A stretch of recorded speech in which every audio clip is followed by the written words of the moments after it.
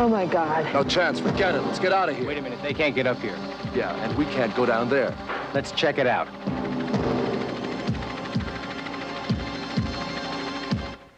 Only a handful of survivors as flesh-eating zombies take over America in the stunning thriller Dawn of the Dead, one of 5 new movies we'll be reviewing on Sneak Previews. And across the aisle from me is Gene Siskel, the film critic of the Chicago Tribune. And this is Roger Ebert, the film critic of the Chicago Sun-Times. Now, in addition to the gory nightmare of Dawn of the Dead, which I have to confess I sort of like too, Roger and I will be reviewing 4 love stories, including Manhattan, the new Woody Allen film that is as serious, as funny, and as excellent as any film Woody Allen has made. A terrific film. Also, Love on the Run, the concluding film in a series of pictures by Francois Truffaut. We'll also look at Hanover Street, an incredibly old-fashioned World War II love story. But first, Roger begins with a new film about 2 teenagers in love. It's called A Little Romance. Right, Gene, and I have to go easy on this one because A Little Romance is one of those movies that some people just love, and like other people, me. You loved it, right? Yeah. Other people can't stand it. I can't stand it. It's a tear-jerking, bittersweet, relentlessly sweet story of a romance between 2 teenagers, an American girl and a French boy, and about how they're so cute and intelligent and wise beyond their years and yet so innocent and so naive and so wet behind the ears that you want to bang their heads together. Here they are in the Paris subway talking about one of the few adults who understands them. Isn't he the most incredible person you've ever met? Incredible. I mean, what a life he's had. He's so dear, so sensitive, you know? Don't you think so? Isn't he wonderful? Yes, he is wonderful.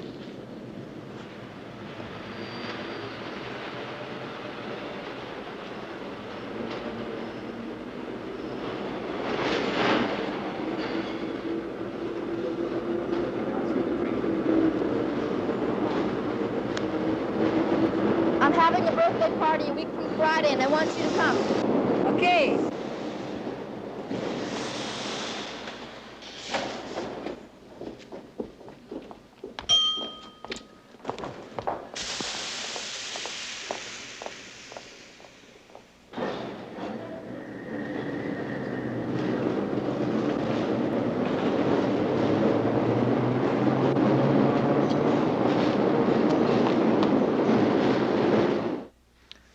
Why must I be a teenager in love? That kid is supposed to be the son of a Paris taxi driver. He reminds me, though, of one of those little geniuses on the $64,000 question, and the subject he's a specialist in is being lovable. But then there's more. The young couple is taken under the protection of an old, colorful Parisian pickpocket, played by Sir Laurence Olivier with a French accent that sounds curiously like his basic German war criminal accent left over from the Marathon Man. Anyway, when the parents of the children don't understand how wonderful the love affair is, Sir Lawrence and the kids run away to Italy by bicycle.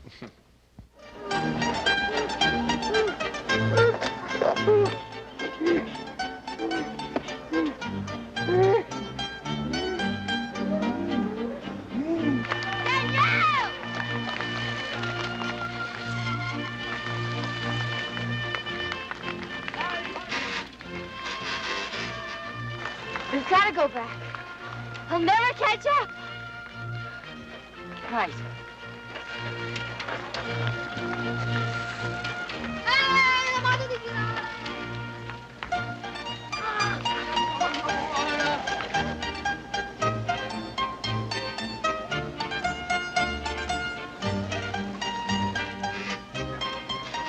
Where is it?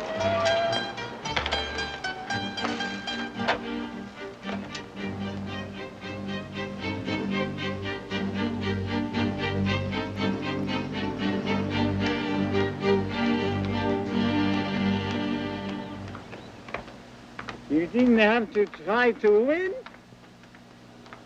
All we had to do was get out of town. Doesn't sound too French to me. No, it doesn't. Now, what you have to understand is that they stole those bicycles from competitors in a French bicycle race, and they got away with it. Now, if you can believe that Sir Lawrence could get away from a French bicycle racer at his age, you can believe anything. In that case, A Little Romance just might be the movie for you. Well, I'm not going to defend the picture on the basis of Olivier. I mean, he's the worst thing in the picture. The film would be much more interesting if he had just been left out of it. Oh, Grandpa is hero just doesn't work. But the kids do, I think. They're the most interesting characters. They're very bright. The boy loves movies. I find that attractive, of course, as a characteristic. And I was rooting for them. They want to get to Venice at the end of the picture. I was rooting for them to make it. And here I am relating to kids, you know, half my age. I wasn't, because I didn't think they wanted to make it. I thought the movie wanted them to make it to Venice. And I could hear it's this. the same thing, isn't it? Not really. I think that the screenwriter and the director put this story down on top of these kids and put them through their paces. I didn't believe these were real kids who developed as the movie went along. Their relationship developed, and they developed as organic characters. I didn't believe them. You don't think their kids are that bright as these kids? Maybe there are kids who are that bright, but there are not necessarily kids who talk in epigrams and witticisms, and that little boy is so wise he should be 70. He ought to be chatting with Sir Lawrence instead of with a girl, you know, exchanging wisdom of life and so forth. Yeah, well, I think kids are that way when they're away from adults. I think when they're in front of adults, sometimes they're intimidated. Maybe that's one of the points the film had to make. We disagree, Yeah, right? our next film is much better, though, I think. Our next film is Francois Truffaut's Love on the Run, the latest, and we're told last, in a series of celebrated French films which go back 20 years to the 400 Blows, the semi-autobiographical story of a young schoolboy with a great deal of charm. Over the years, in such films as Stolen Kisses and Bed and Board, we've watched the same character grow up into a young man who is forever charming as he falls in and out of love. Love on the Run, the new film, opens with this hero, played for 20 years now in 5 films by Jean-Pierre Léaud, getting a divorce from his first wife. As they drive to the courthouse to sign their divorce papers, they recall moments from their marriage. Oubliez le jour de son divorce. Si je racontais ça, personne ne me croirait. Et pourtant, il y a des choses incroyables qui sont vraies. Je suppose que tu as aussi oublié le jour de notre mariage. Nous nous sommes mariés le 26 février. Ah bon, tu as retenu la date? Évidemment, c'était la Saint-Nestor. Ah, bien sûr.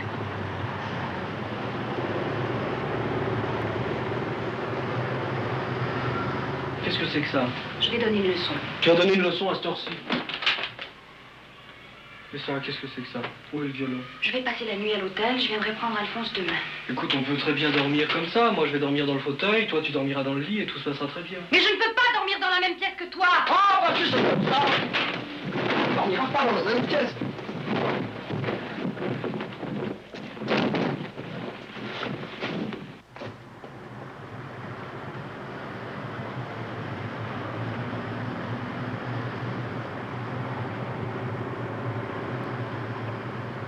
Ils sont vraiment gonflés d'écrire ça dans le journal.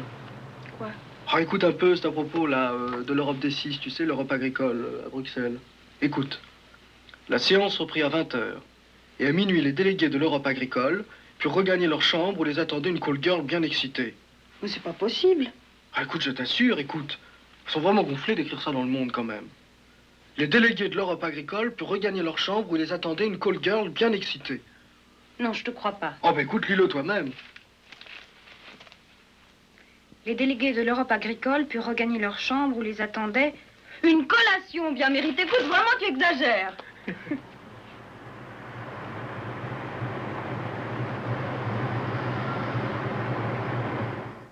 Both of those scenes flashing back on the earlier part of the marriage are actual footage taken from one of the earlier films in this series.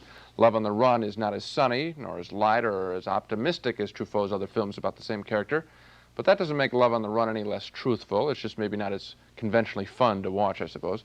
In this film, I think Truffaut is more critical of his lead character, Antoine Doinel, the name of the character, who most of us think is really Truffaut's alter ego. In this film, I think Truffaut's saying it's no longer cute that Antoine runs from one woman to another. It's childish and self-indulgent what he does. So I like this picture because I admire Truffaut criticizing what is so often in the movies been portrayed as male Gallic charm. But I have a feeling that Love on the Run might be very confusing and not nearly as satisfying for people who haven't seen at least one of the other films in this series about this character. I agree with you there. In fact, that's why I can't recommend this film. I have seen the other films in the series, and even so I was distracted by the fact that probably 30% of the footage in this film consists of footage from the other films. Mm-hmm. And it's almost as if Truffaut, who when he made the 400 Blows 20 years ago, and it's a masterpiece, he knew exactly what he wanted to say about Antoine, and with each film afterwards, he knew less and less how he felt about Antoine. It's almost as if here he's going back into the other films to see where he thought he was going. Well, I think you're wrong on that point. I think he liked this character. He wanted to portray him as a young man, young married man. And here, I think, as I said, he really wants to say something about this character who everybody's loved. He's a hero in France, I guess. That's right. But he wanted to say, hey, wait a minute, look at this kid. He's not as authentic, he's not as real, he's not as intelligent as the women he meets. Sort of pathetic character. think it takes a little courage to take a national treasure that you've created and dump on him in a film. Well, you make a good point. Okay, I'll compromise. I think you should probably see this film if you've seen the other ones because you want to see how it turns out. If you haven't seen the others, you might be a little bit at sea, which is where I am right now because I have sort of a problem on this program. I'm in the position of attacking bad films on gentle, sweet subjects like A Little Romance or even Love on the Run. But now I'm going to praise a film on a violent and depraved subject, flesh-eating zombies. It's Dawn of the Dead, a sensationally effective new thriller by George Romero, who is the same man who gave us the original Night of the Living Dead, and it's one of the most horrifying films I've ever seen, literally, because the dead begin to walk the earth again, and they're after living flesh. 4 people survive, and they occupy a suburban shopping center, and the film makes satiric points out of the way the zombie lifestyle contrasts with the retail paradise. Now here's a scene where 2 survivors turn on the electricity in the shopping mall.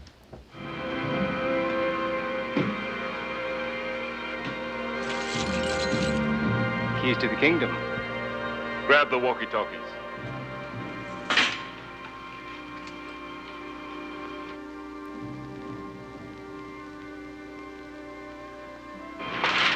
$15 upper and lower. Right here. How about a little music? What? Might cover the noise we make.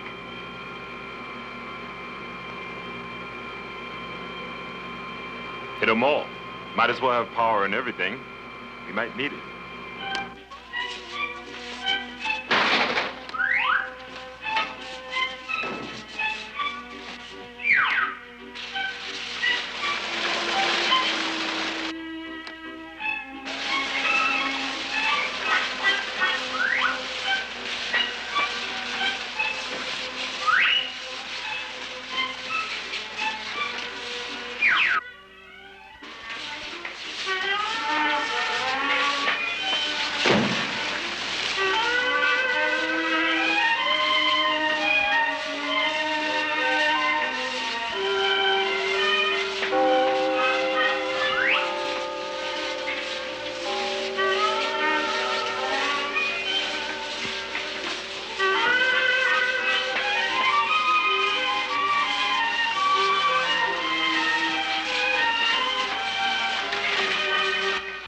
Well, you have to admit there's kind of a creepy humor there.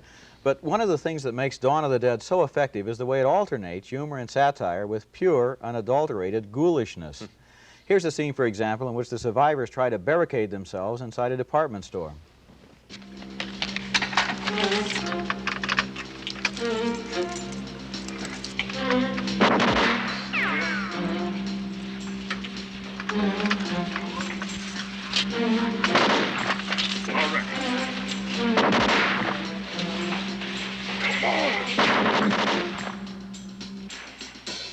Stephen, don't go down there. Won't open. Not working. To the right.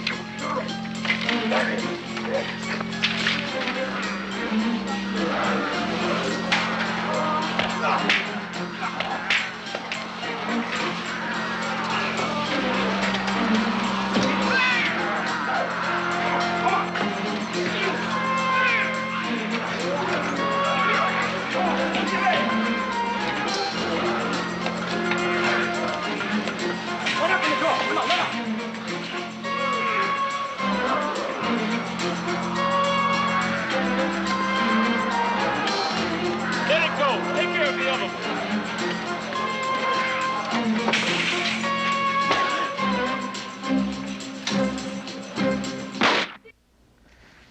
Everybody hates to miss a sale at Penny's. You got just a glimpse there of the terrifying nature of the zombies because, frankly, on television, we can't show you how really violent and really bloody this film is. So I'm going to combine a recommendation with a warning. The recommendation is that Dawn of the Dead is one of the best and most original horror films I've ever seen. And the warning is, this is really extreme in its violence. It goes beyond what you may have seen before. It's for adults only. Proceed with caution. I like the picture too, but I really don't think it's very terrifying. I think the zombies are a little more comical than anything else. There's a guy gets his head lopped off by a helicopter blade. I normally would shrink at something like that. In this film, it's done so broadly that I found it humorous. How'd you like the intestines when they were disemboweled? Huh? Roger, I looked. Normally I would look away. I think the guy somehow does it in a comic way that makes you at least watch it. I agree, too. The movie is some kind of a horror masterpiece. I just think there are some people who ought to be warned. It's violent. Might want to take along an air sickness bag. I think what I enjoyed more than any of this that we've talked about, the violence, is the statement about shopping centers. I think they've sucked the life out of these places. They're enclosed malls. They're lifeless. Obviously, we got zombies walking around them. That's what George Romero has to say about American shopping malls. Okay.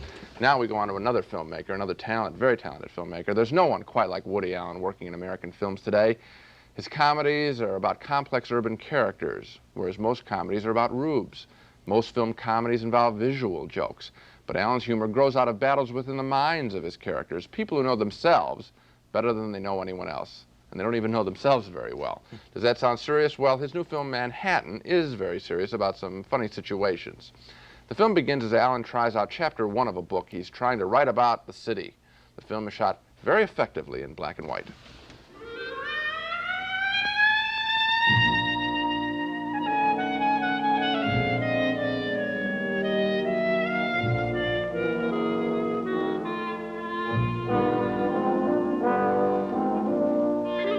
Chapter 1. He adored New York City. He idolized it all out of proportion. No, make that, he romanticized it all out of proportion. Better. To him, no matter what the season was, this was still a town that existed in black and white and pulsated to the great tunes of George Gershwin. Now, let me start this over. Chapter 1. He was too romantic about Manhattan, as he was about everything else. He thrived on the hustle-bustle of the crowds and the traffic. To him, New York meant beautiful women and street-smart guys who seemed to know all the angles.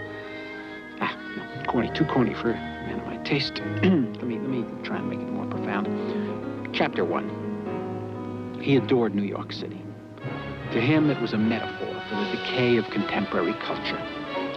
The same lack of individual integrity that caused so many people to take the easy way out was rapidly turning the town of his dreams into... It's going to be too preachy. I mean, let's face it, I want to sell some books here. Chapter 1.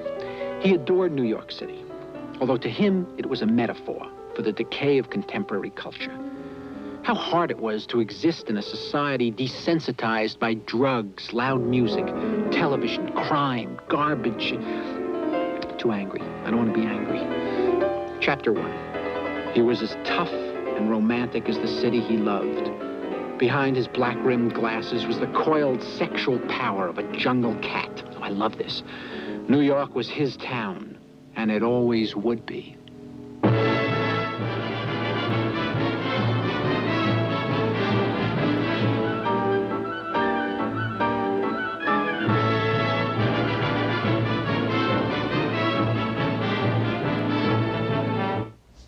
Beautiful photography, even better on the big screen.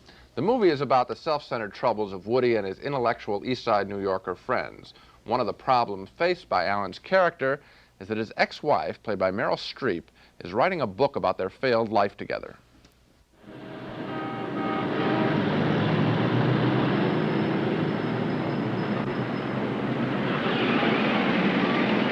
Jesus, everybody that knows us is going to know everything. Look at you. You're so threatened. Hey, I'm not threatened, because of the two of us, I was not the immoral, psychotic, promiscuous one. I hope I didn't leave out anything. Well, it's not all jokes. Far from it, actually. The film has many serious points to make as Woody runs away from an uncomplicated but lovely relationship with a 17-year-old girl to a tortured on-again, off-again affair with a journalist played by Diane Keaton. Now, why do these people seek out all these troubles? Allen says he and his friends create complicated relationships in order to avoid confronting much more complex, depressing, and unsolvable problems. What's special about the movie is that this point is made two ways, with Woody Allen's incomparable humor and one-liners spoken by people with very real pain on their faces. Manhattan, I think, is easily one of the finest comedies, as well as one of the finest dramas of the year. It's a really good movie. It's a pleasure to sit through. It is, it is. And one thing that I was observing as I watched it to myself was that Allen has created a comic character. The name of the character is Woody Allen. He's even a comic strip now. It's like Chaplin did that, Buster Keaton did that, W.C. Fields, but they made characters or personas who remain consistent over 20 or 30 years. And what Allen is doing is in every film, the persona changes and develops and gets a little bit deeper. It's fascinating to see what he'll do next. And Manhattan certainly comes right along in a string of very good movies. It is very good, and he's developing both stylistically, using black and white, using music, and very well. He's a really accomplished filmmaker, one of the treasures in American cinema. Another thing he gives us are a lot of shocks of recognition, lines of dialogue where you're laughing at the character, at the same time you're laughing at yourself. You're saying, hey, I say dumb things like that, too. There's one great line where somebody accuses him of playing God, and he says, well, I had to model myself after someone. Great modesty. Anyway, from complicated affairs on the streets of Manhattan, we go now to a painfully simple affair on the streets of London. The name of the movie is Hanover Street, and it's one of the dumbest love stories I've ever seen. It's even more idiotic than A Little Romance, even. Come on now. Well, because these lovers are grown-ups, they ought to know better. Now, he's an American bomber pilot. She's a British volunteer nurse. They meet in the midst of war-torn London, but she says their romance cannot be. Hey, I have to catch please the don't bus. leave like this. I have to. I want to see you again. I can't. Please, look, I just have a few hours before I have to leave. Please. Look, we can't stand here. We got to get into a shelter. I'm very sorry, but I can't. Why?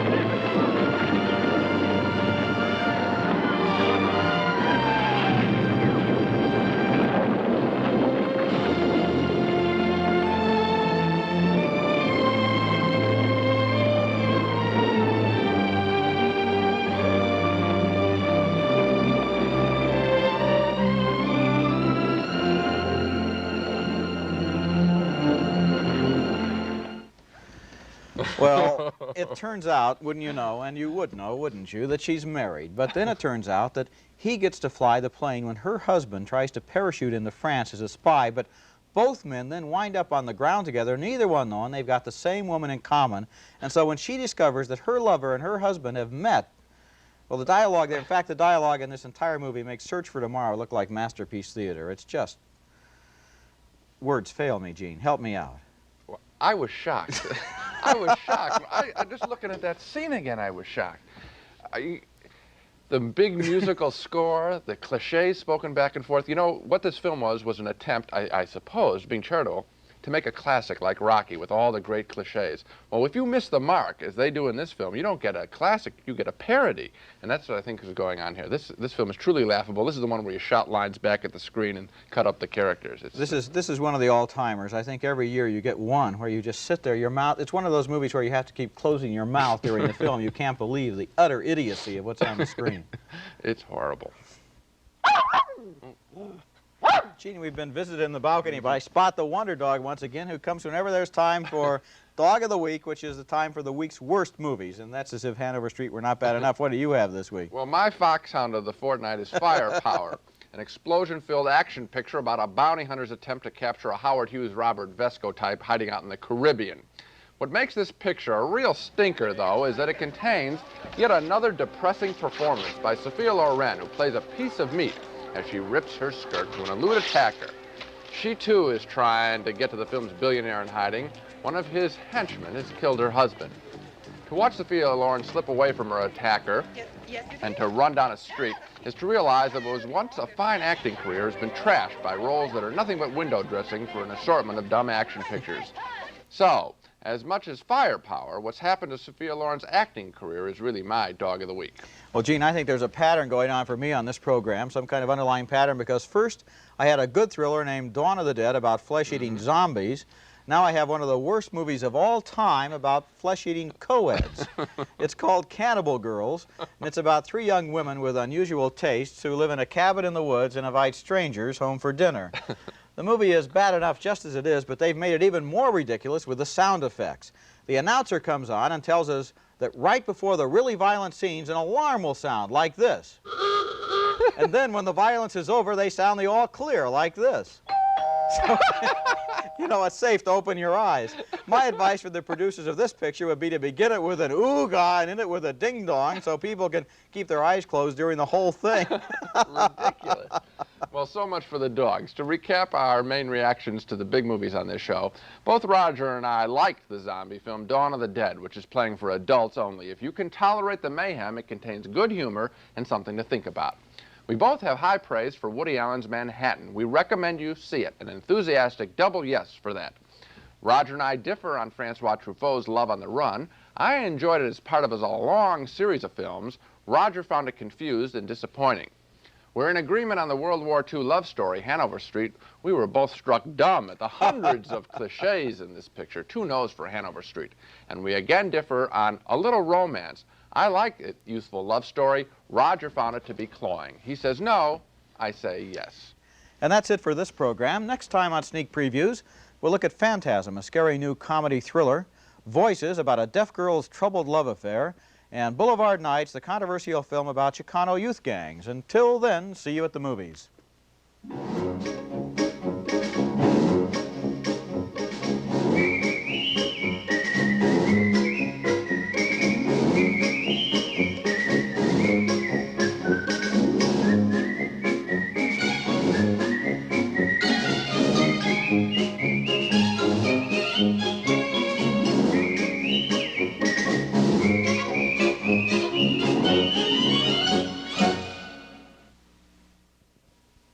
Funding for this program is provided by this station and by other public television stations.